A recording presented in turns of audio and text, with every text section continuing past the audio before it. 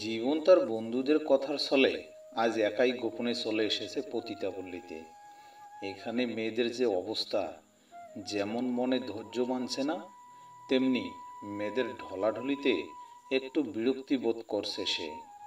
এরপর ওদের মধ্যে একজন লিডার সেজে বসে আছে, তার কাছে চলে যায় সে। গিয়ে সব কথাবার্তা পাকা করে নেয়। তারপর মহিলাটি সৃষ্টি নাম ধরে একটা মেয়েকে ডাক দিল। পাশের রুম থেকে 20 থেকে 22 বছরের একটি মেয়ে বেরিয়ে এলো। মেয়েটার চেহারা দেখলে যে কেউ প্রেমে পড়ে যাবে, কিন্তু যখন কেউ জানতে পারবে এই মেয়েটি একটা পতিতা, তখন কেউ আর তার দিকে এক নজর ফিরিয়েও তাকাতে চাইবে না। এবার জীবন সৃষ্টিকে নিয়ে রুমের ভিতর চলে যায়। সৃষ্টি রাজি না থাকলেও কিংবা তার মনে স্বাদ গ্রহণ করার ইচ্ছা না থাকা সত্ত্বেও জীবন কোনোভাবেই থেমে নেই। পুরো শরীরের সম্পূর্ণ শক্তি কাজে লাগিয়ে সে তার নিজের দৈহিক চাহিদা মেটাতে ব্যস্ত সৃষ্টির উপরে। এদিকে সৃষ্টি শুধু ফ্যাল করে তাকিয়ে রয়েছে। জীবন যখন তার সম্পূর্ণ চাহিদা মিটিয়ে কোনো তৃপ্তি পায় না সৃষ্টির প্রতি, তাই সে সৃষ্টির প্রতি অনেক ক্ষেপে যায়। ক্ষেপে গিয়ে এমনকি সৃষ্টির গালে কষিয়ে একটা চর মারে, কিন্তু সৃষ্টি কোনো প্রতি উত্তর করে না। সে শুধু ফ্যাল করে তাকিয়ে চোখের জল ফেলতেই থাকে। এতক্ষণে জীবনের সৃষ্টির প্রতি অনেক রাগ হলেও এখন তার প্রতি একটা মায়া কাজ করছে। কারণ সে মেয়েটার প্রতি এতক্ষণে যা কিছু করেছিল তা না হয় ঠিক ছিল, কারণ অর্থের বিনিময়ে সৃষ্টির দেহের সব কিছু উজাড় করে দিতে জীবনের প্রতি দায়বদ্ধ ছিল সে। সৃষ্টিকে কষিয়ে যে চর মারল, এটা একটুখানি বেশি হয়ে গেল না? কিন্তু সৃষ্টি তারপরও কিছু প্রতি উত্তর করল না। তাই জীবনের কাছে বিষয়টা একটু ঘোলাটে লাগলো। তখন জীবন তাকে জিজ্ঞেস করতে লাগলো, আচ্ছা, আমি তোমার প্রতি এত অন্যায় করলাম, তুমি কিছু বলছো না, শুধু চোখের জলেই ফেলে যাচ্ছ, কিন্তু কেন? তারপরও সৃষ্টি কোনো উত্তর করল না। জীবন কয়েকবার সৃষ্টিকে প্রশ্ন করল, কিন্তু সৃষ্টি কয়েকবারই এড়িয়ে গেল জীবনের কথাগুলো। জীবনও নাছোড়বান্দা, বারবার প্রশ্ন করতেই লাগলো। এত সব প্রশ্নের গেঁড়াকলে পড়ে অবশেষে বলতে শুরু করলো সৃষ্টি। এখানে যারা আছে কেউ নিজের ইচ্ছাতে দেহ বিলায় না, সবাইকে জোর করে করানো হয়। সৃষ্টির মুখে এমন কথা শোনার পর জীবন বলতে থাকে, আচ্ছা, তোমরা পালিয়ে যেতে পারো না নিজের পরিবারের কাছে? এবার সৃষ্টি বলে, আমাদের সব পথেই বন্ধ পালিয়ে যাওয়ার। আমরা অধিকাংশই গ্রামের মেয়ে, আমাদের ভুলিয়ে ভালিয়ে চাকরির কথা বলে কিংবা ভালোবাসার ফাঁদ পেতে এখানে এনে বিক্রি করে দেওয়া হয়েছে। অধিকাংশের ক্ষেত্রে এমনটা ঘটলেও তবে আমার বেলা কাহিনীটা সম্পূর্ণ ভিন্ন। জীবন সৃষ্টির মুখে এমন কথা শুনে আতঙ্ক হয়ে যায় এবং আতঙ্ক হয়ে বলে, কি সেই কাহিনী? তাহলে শোনো। আমি ছিলাম পিতামাতার একমাত্র মেয়ে। পিতামাতা দুজনের আদরের মেয়ে ছিলাম। আমার গায়ে ফুলের আঁচড় পর্যন্ত পড়তে দিত না। আমার বয়স যখন 8 বছর, তখন মা ক্যান্সার রোগে আক্রান্ত হয়ে মারা যান। তখন থেকে জীবনের মোড় ঘুরতে শুরু করে। কিছুদিনের ভেতরে আব্বু আরেকটা বিয়ে করে। বিয়ের পর কিছুদিন ছোট মা খুবই আদর করতো আমাকে। সব ছিল লোক দেখানো, কিন্তু দিন যেতে না যেতেই সৎ মা তার আসল রূপ দেখাতে শুরু করলো। আব্বার সামনে এমন ভাব করত যে আমাকে সেই খুব ভালোবাসে, তবে বাইরে থাকলে আমার উপর নানা ধরনের অত্যাচার করত। দিন দিন অত্যাচারের মাত্রা বৃদ্ধি পেতেই লাগলো। আব্বু সৎ মাকে অন্ধের মতো বিশ্বাস করত। অনেকবার আব্বুকে বলেছি এই অত্যাচারের ব্যাপারে, কিন্তু কোনো লাভ হয়নি। তাতেও ক্ষান্ত হলো না। পরিকল্পনা করে আমাকে বাড়ি থেকে বের করে দেওয়ার সিদ্ধান্ত নিল। প্রতিদিন আব্বু কাজ শেষে ফিরলে একের পর এক মিথ্যা নালিশ করত। এভাবে আমাকে সব সময় চাকরের মতো খাটাতো আর অত্যাচার করত। সব মুখ বুঝেই সহ্য করতাম। হঠাৎ একদিন আমাকে আব্বু বলল, তোকে এক জায়গায় ঘুরতে নিয়ে যাব। মনে মনে খুব খুশি হলাম। কতদিন হলো কোথাও ঘুরতে যাইনি, তখন বুঝতে পারিনি আমাকে এখানে নিয়ে আসবে। ভালোভাবে সেজেগুজে বোরকা পরে আব্বু ও সৎ মায়ের সাথে ঘুরতে বের হলাম। আমাকে একটা বাড়িতে নিয়ে যাওয়া হলো। আমাকে বসিয়ে রেখে দুজনে একটা মহিলার সাথে আড়ালে কি নিয়ে কথা বলল আমি বুঝতে পারলাম না। অনেকক্ষণ পর তারা আড়াল থেকে বেরিয়ে আসলো। পরে বুঝতে পারছিলাম আড়ালের কথাগুলো ছিল আমাকে বিক্রি করার ব্যাপারে।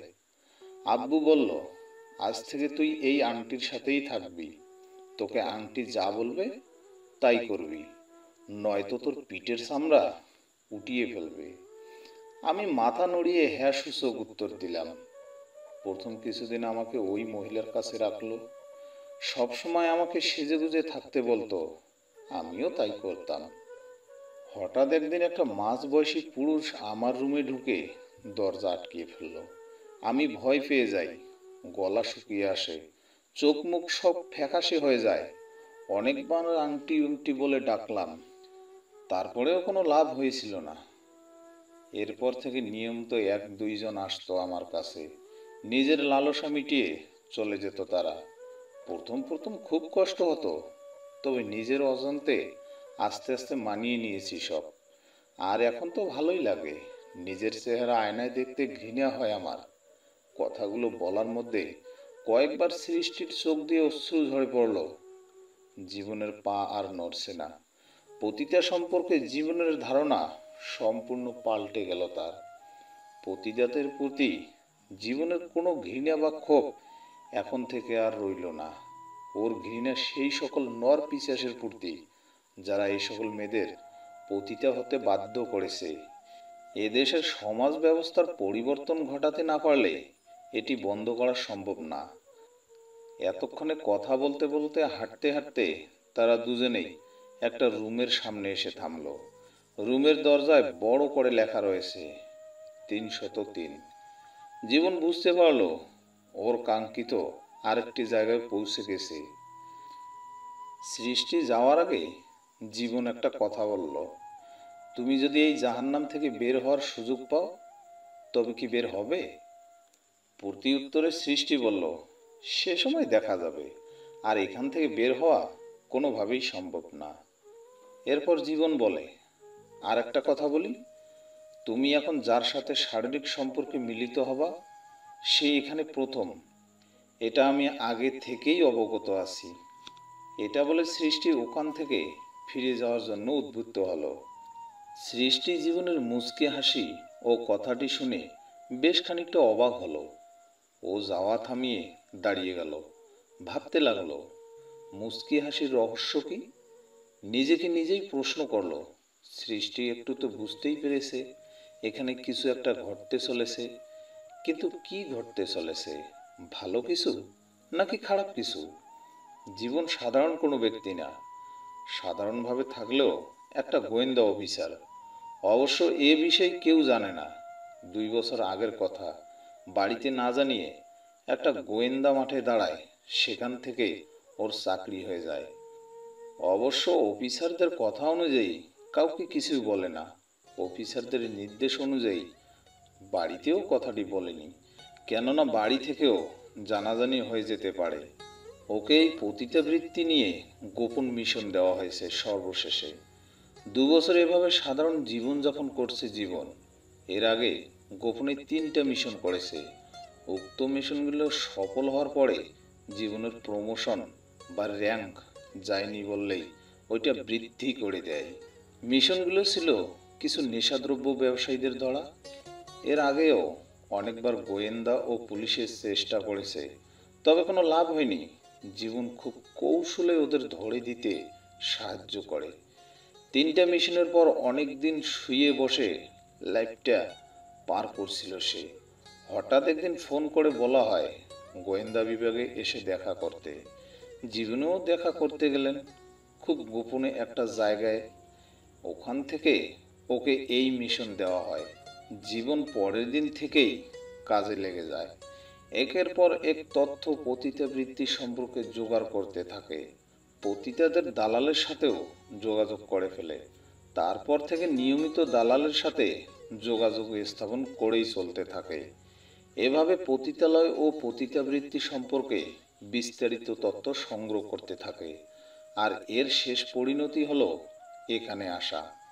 এ কারণেই বলা হয়ে থাকে, তুমি যেটা দেখো সেটা বাস্তব নাও হতে পারে, যেটা তুমি দেখলে সেটাই বাস্তব। মানে তোমাকে যেটা দেখানো হবে তুমি সেটি দেখবে। কখনো বড়ই অদ্ভুত লাগে, তাই না? এটি বাস্তবতা। জীবনের ভিতরে প্রবেশ করতেই পরিবেশটা সম্পূর্ণ পাল্টে গেল। বাইরের সাথে এই রুমের পরিবেশের কোনো মিল নেই। বড় রুম, শুনশান পরিবেশ। একটা মেয়ে খাটের এক কোণে গুটিসুটি মেরে বসে আছে। জীবন ব্লুটুথ ইয়ারফোনে কথা বলা লোকটিকে বলল, জায়গা মতো পৌঁছে গেছি। তার পরপরেই কেটে দিল। এতক্ষণে লোকটির ঠিক না গোয়েন্দা অফিস থেকে স্টেজ করা হয়েছে। দালাল লোকটার নাম হলো খলিদ। এতক্ষণে সেনা নিয়ে পৌঁছে গেছে হয়তো খলিদ যেখানে ওইখানে। বাংলাদেশ সরকার এ বিষয়ে তদন্তের জন্য সেনাবাহিনীকে দায়িত্ব দিয়েছে।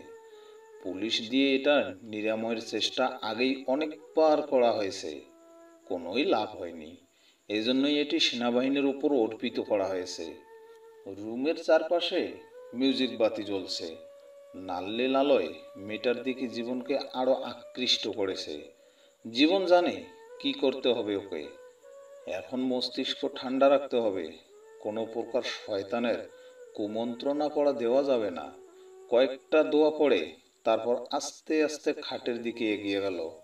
যতই এগুচ্ছে জীবনের হার্টবিটের গতি ততই বৃদ্ধি পাচ্ছে। এতক্ষণ পালঙ্কের করুকার্যের দিকে জীবনের খেয়ালই করেনি। কাজে এগিয়ে আসতেই তা পরিষ্কারভাবে ফুটে উঠেছে।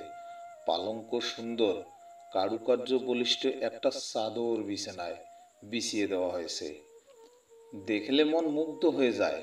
খাটের প্রতিটা অংশেই সুন্দর ফুল। একে অনেক ধরনের কারুকার্য করা হয়েছে। কাস্টমারদের মুগ্ধ করার জন্যই এসব করা। আর যেখানে টাকা যত বেশি, মেয়ে থেকে শুরু করে প্রতিটা জিনিস সুদর্শন হয়। মেয়েটি লাল রঙের একটা শাড়ি পরে ঘোমটা দিয়ে গুটিসুটি মেরে বসে রয়েছে। চেহারা দেখার কোনো উপায় নেই, তবে হাতের কিছু অংশ বাইরে বেরিয়ে রয়েছে। হাতটা দেখতে খুবই সুন্দর লাগছে। জীবন হাত দেখতেই মেয়েটার চেহারার সম্পর্কে কল্পনা করতে লাগলো। মানুষ চাইলে কল্পনা দিয়ে দুনিয়ার সব কিছুই করতে পারে। আলতো করে মেয়েটির পাশে যেয়ে বসলো জীবন। বসার সাথে সাথেই বিছানাটি অর্ধ হাত মতো নিচের দিকে তলে গেল। এখানে আসার পর থেকে একের পর এক বিস্ময় হচ্ছে জীবন। প্রতিটা ক্ষেত্রে জীবন নিজেকে অদ্ভুতভাবে প্রকাশ করতে চাচ্ছে। প্রতিটা অভিব্যক্তি অসাধারণ। অনেকক্ষণ বসে থাকার পরেও মেয়েটি একটুও নড়ল না, চুপচাপ করে বসে রয়েছে। জীবন কি করবে ভেবে না পেয়ে মেয়েটির হাত স্পর্শ করলো। সাথে সাথেই জীবনের শরীর দিয়ে বিদ্যুৎ প্রবাহিত হতে লাগলো। তখনই মোবাইলটা বেজে উঠল। ফোনটা বাজার সাথে সাথেই মেয়েটি নড়ে চড়ে বসলো। মনে হলো ভয় পেয়ে গিয়েছে। জীবন বিছানা ছেড়ে উঠে দাঁড়ালো। খানিকটা সরে যেয়ে মোবাইল রিসিভ করলো। ওপাশ থেকে বলল, পুরো বাড়ির নকশা সম্পর্কে বিস্তারিত বল তাড়াতাড়ি। আমরা আর কিছুক্ষণের মধ্যেই এখানে পৌঁছে যাব। মোবাইলটা কেটে দিয়ে প্রয়োজনীয় সব তথ্য টাইপিং করে পাঠিয়ে দিল। মেয়েটি একই জায়গায় স্থির হয়ে বসেই রইল। জীবন এবার সরাসরি মেয়েটির হাত ধরল। আবার আগের মতোই বিদ্যুৎ প্রবাহিত হতে লাগলো। নিজেকে সংবরণ করে বলল, এই মেয়ে, এভাবে চুপ করে বসে আছো কেন? আর ঘোমটা দিয়ে সেই কখন থেকে বসে রয়েছো, কিছু তো বলো। আর এভাবে চুপ করে থাকা মেয়েকে আমার একদম পছন্দ হয় না। মেয়েটি তাও কোনো কথা বলল না। এক প্রকার জোর করেই ঘোমটা খোলার চেষ্টা করলো। মেয়েটা তখনই অদ্ভুত একটা কাজ করে বসলো। জীবন পুরোপুরি অবাক হয়ে গেল। ফুপিয়ে কেঁদে উঠল। মেয়েটির সুর খুবই মধুর। কান্নার সুরটাও সুমধুর লাগছে জীবনের কাছে। মেয়েটির সুরে জীবনের মন মুগ্ধ হয়ে গেল। কান্নার সাথে সাথে আকুতি মিনতি করে বলতে লাগলো, প্রতিটার কথা গানের মতো মনে হতে লাগলো। সুরটা বড়ই মায়াবী। মেয়েটি খাচ্ছে আর বলছে, দয়া করে আমার সাথে কিছু করবেন না, আমাকে এখান থেকে বাইরে নিয়ে যাওয়ার ব্যবস্থা করেন প্লিজ। এখানে আমার দম বন্ধ হয়ে আসছে। কয়েকবার মেয়েটিকে থামতে বললেও কোনো লাভ হলো না। একই কথা বারবার বলে যাচ্ছে মেয়েটি। জীবন হঠাৎ করেই মুখে গায়েব জুড়ে একটা চর কষিয়ে দিল। সাথে সাথেই ঘোমটাটা মুখ থেকে সরে গেল। মেয়েটা পুরোপুরি চুপসে গেল। ফ্যাকাশে মুখে মেয়েটা ফ্যাল ফ্যাল করে তাকিয়ে রইল।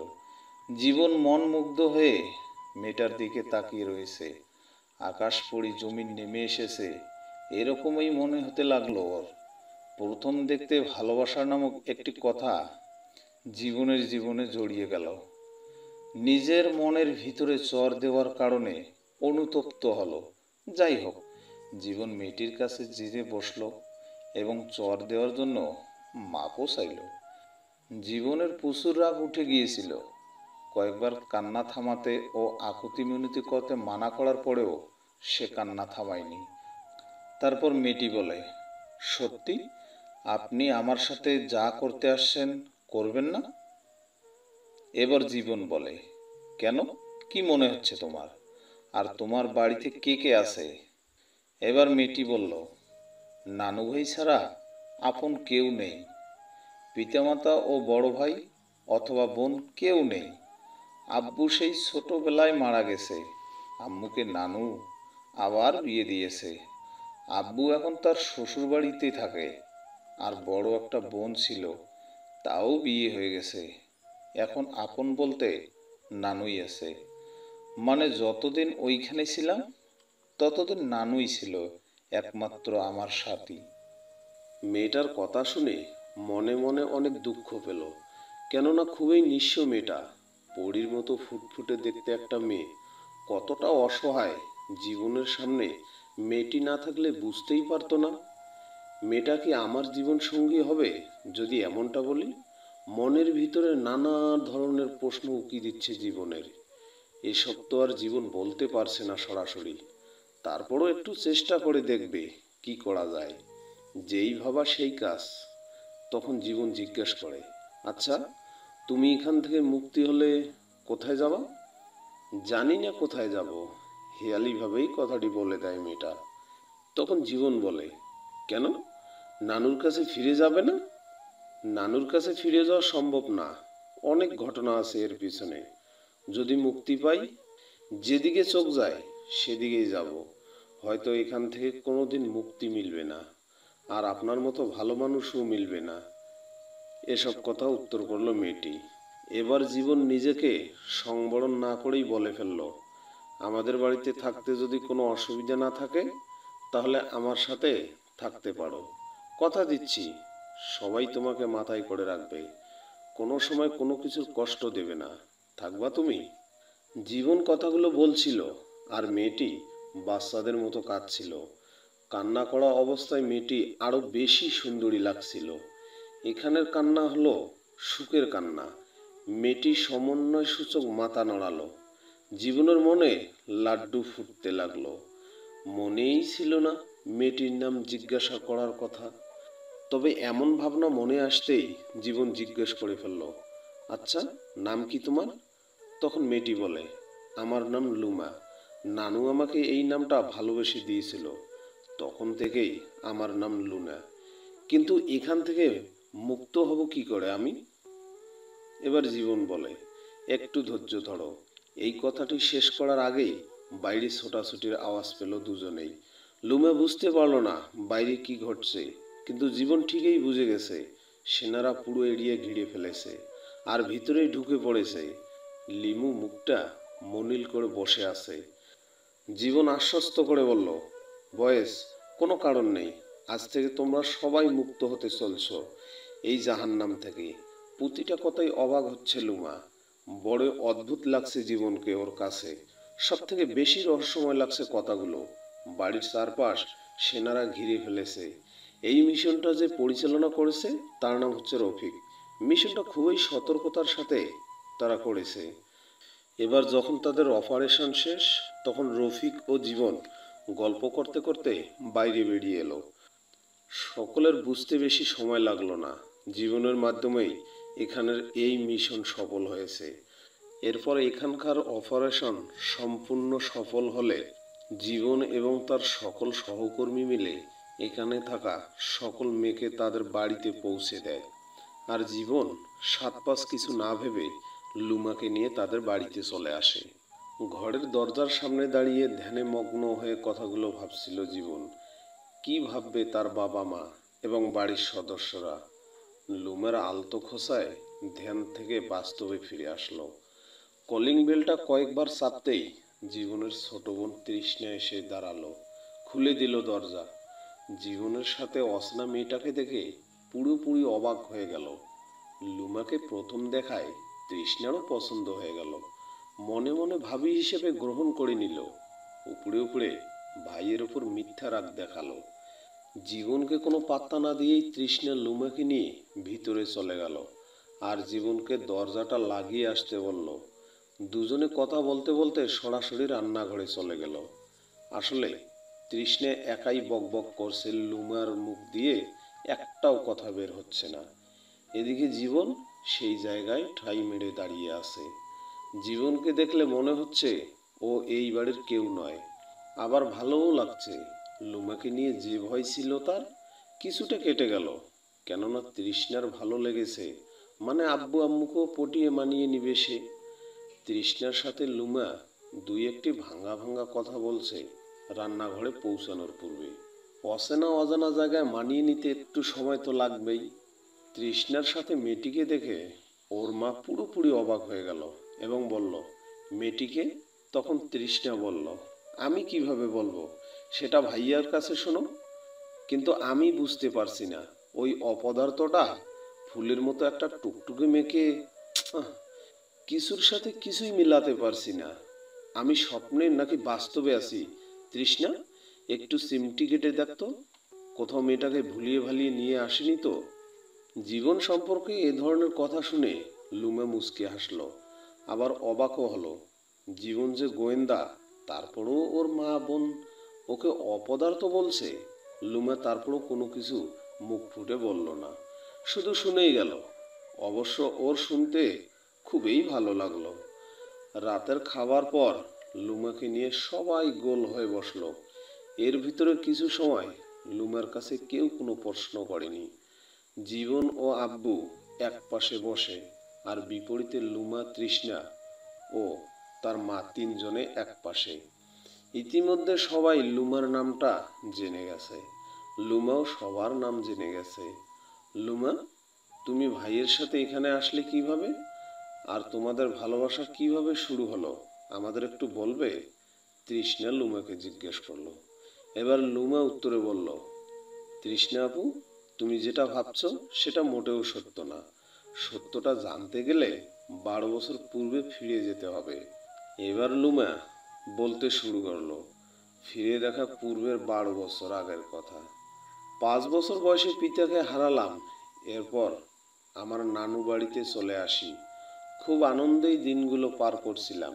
একমাত্র বন্ধু নানু ভাই। আব্বুর বিয়ের পর থেকে আম্মুকে নানু ভাই পুনরায় বিয়ে দেয়, বড় ধুমধাম সহিত। বিয়েতে অনেক নামি দামি লোক আসে। আমাকে আম্মুর সাথে নতুন আব্বুর বাসায় নিয়ে যেতে চায় নতুন আব্বু। তবে নানুকে ছেড়ে যেতে আমি নারাজ ছিলাম। নানু আমার তার কাছে থাকার আগ্রহ দেখাতে নিজের কাছেই রেখে দিল। নতুন আব্বুর আগেও বিয়ে হয়ে গিয়েছিল। সেই পক্ষে 2টা ছেলে ছিল।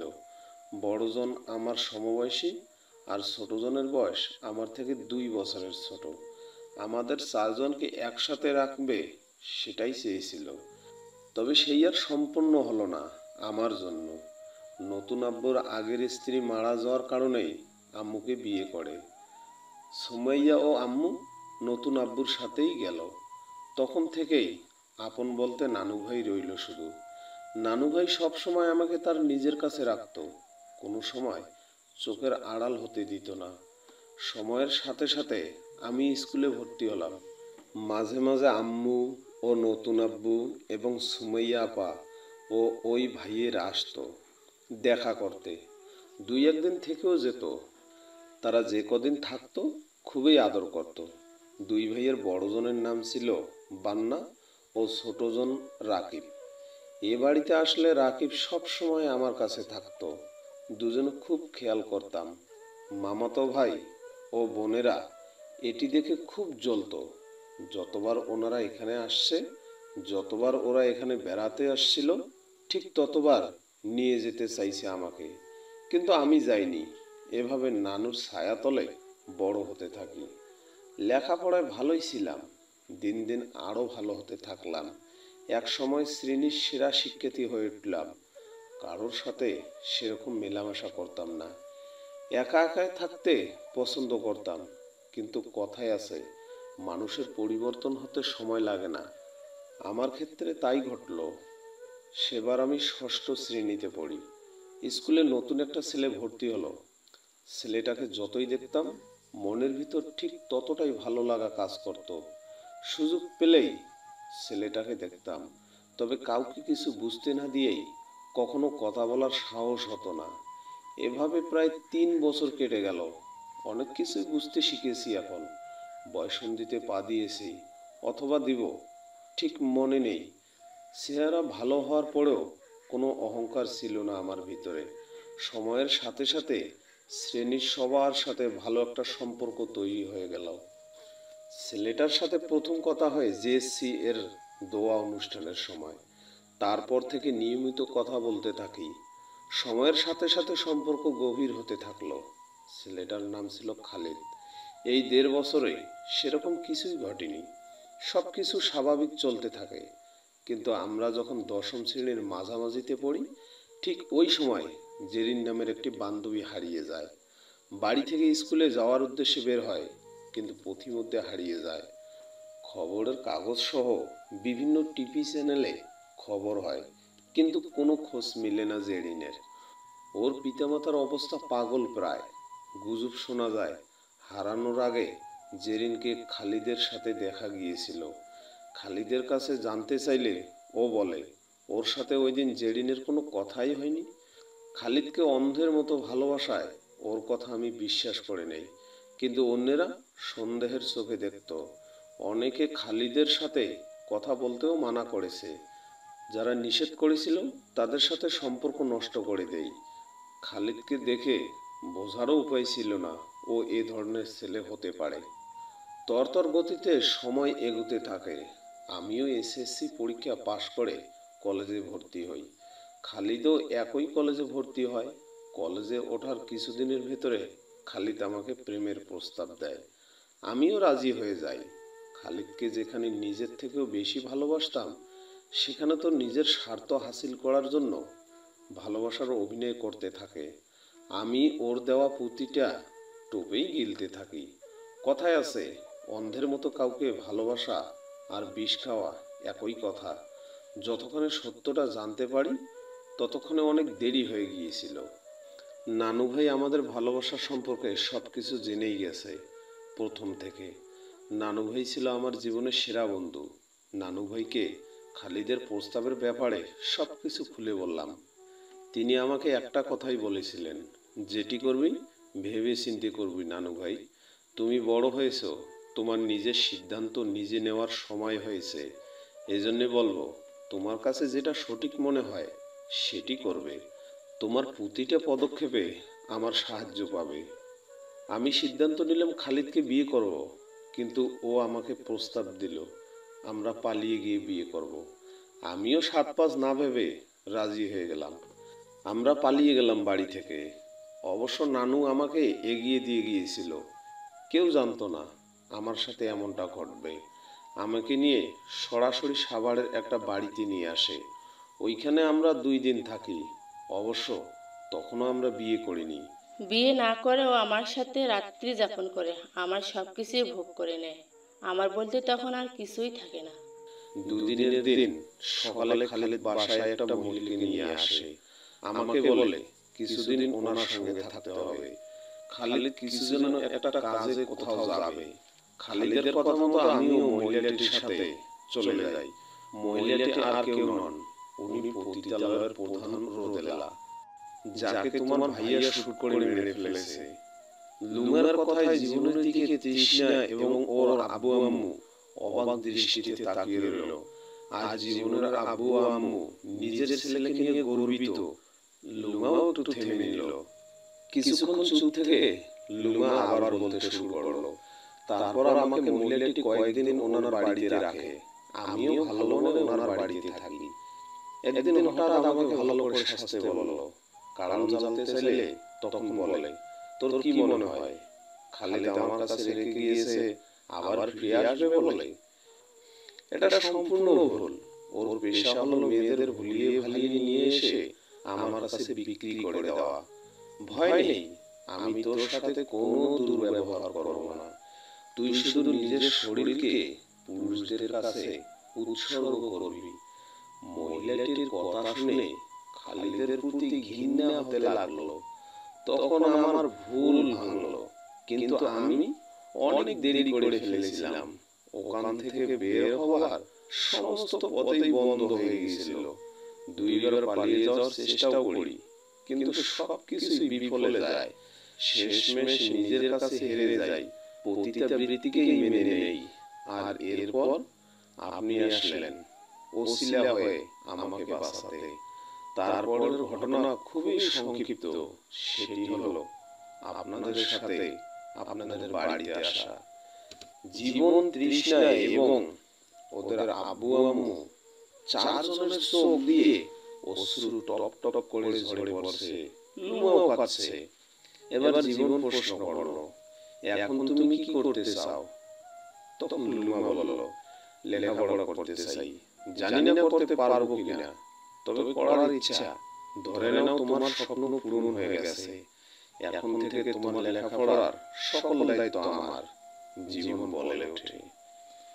জীবনের মুখে এমন কথা শুনে লুমা আর খুশির কান্না ধরে থাকতে পারল না। সে খুশিতে কেঁদে ফেলল। এরপর কেটে যায় পুরো একটি বছর। এই এক বছর জীবনের পরিবার লুমার বিষয়ে খেয়াল রাখছে। আর 5 দিন পর লুমার এইচএসসি পরীক্ষা। লুমার নানুর বাড়ির সেই কলেজটাতে পরীক্ষা দিবে। জীবন ওর প্রশাসনিক শক্তি কাজে লাগিয়ে পরীক্ষার সমস্ত বন্দোবস্ত করে। নিজের গ্রামে যাওয়ার কোনো ইচ্ছা ছিল না লুমার। মূলত লুমার ভিতরে ভয় কাজ করতে লাগে। কি বলবে লোকেরা, এটিই ভেবে। কিন্তু জীবনের কিছু কথা শুনে লুমার সমস্ত ভয় কেটে গেল। কথা বলেছিল, তোমার চলার পথে অনেক বাধা আসবে। বিভিন্ন লোকেরা বিভিন্ন প্রকার কথা বলবে, কিন্তু কেউ তোমাকে এক মুঠো খাবার দেবে না।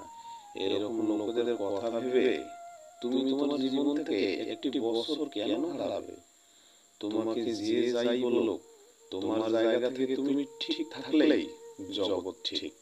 আর একটি কথা, তোমার প্রকৃত বন্ধু কোনো সময় তোমার দুর্বলতা তুলে ধরে কষ্ট দেবে না এবং দুর্বলতার সুযোগ পেয়ে কোনো ক্ষতি করবে না। সে সবসময় তোমাকে সান্ত্বনা দেবে এবং পাশে থেকে সাহায্য করবে। বিপদের সময় প্রকৃত বন্ধু চেনা যায়। তুমি জীবনে যত বড় হও না কেন, প্রকৃত বন্ধুকে কখনোই হারাবে না। জীবনে প্রকৃত বন্ধু পাওয়া বড়ই কঠিন। প্রকৃত বন্ধু যে কেউ হতে পারে, সে তোমার মা বাবা, ভাই বোন, দাদা দাদি, নানা নানি, অন্যান্য আত্মীয় স্বজন, তোমার শ্রেণীকক্ষের বন্ধু, যে কেউ হতে পারে। নিজেকে কোনো সময় নিঃস্ব মনে করবে না। পরিশেষে জীবনে যেটা ঘটলো, হয়তো কোনোদিন আর ভালোবাসার কথা লুমাকে বলা হবে না। লুমার স্বপ্ন পূরণের জন্য নিজের ভালোবাসাকে এভাবেই আড়াল করে যাবে সে। এটি হয়তো প্রকৃত বন্ধুর পরিচয়। এরই মধ্য দিয়ে এই গল্পটির সমাপ্তি হয়ে যায়। বন্ধুরা, গল্পটি কেমন লাগলো অবশ্যই কমেন্ট বক্সে কমেন্ট করে জানাবেন। চ্যানেলটিতে সাবস্ক্রাইব করে সাথে থাকতে ভুলবেন না। ধন্যবাদ সবাইকে। ভালো থাকবেন।